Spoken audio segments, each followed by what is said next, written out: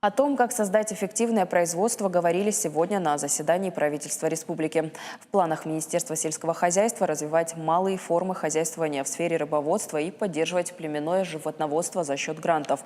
Премьер отметил, что сейчас ситуация в районах недостаточно высоком уровне и предложил чаще проводить с предпринимателями беседы, чтобы они могли использовать передовые технологии и новые методы в своих производствах. Также, по словам Таймураза Тускаева, важно вовлекать молодежь и научить их эффективно работать в условиях современной экономики.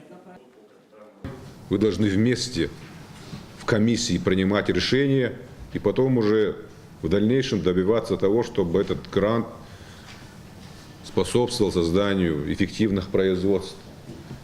А дальше, конечно, вот вы там отметили рабочие места, рост налогов и, безусловно, уже такое динамичное социально-экономическое развитие, как следствие принятых нами правильных и объективных решений. Говорили о социальной поддержке жителей республики. В первую очередь важно улучшить жилищные условия инвалидов и ветеранов Великой Отечественной войны, а также семей ветеранов. Об этом заявил министр строительства и архитектуры Таймураз Касаев. По его словам, на эти цели выделено около 65 миллионов рублей. Также председатель правительства поддержал идею проведения ежегодной республиканской премии за лучшую журналистскую работу на осетинском языке.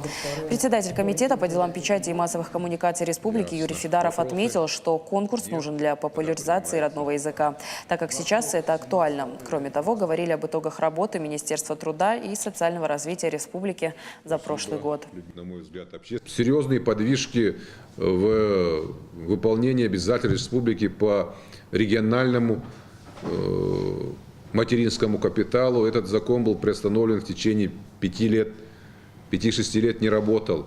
Вот с 2019 года уже транши пошли, и я думаю, Министерство труда качественно отработает с жителями нашей республики и доведет средства до получателей. А нам всем нужно дальше работать, потому что это обязательство только 2012 года. Есть обязательства по 2013-2014 годам.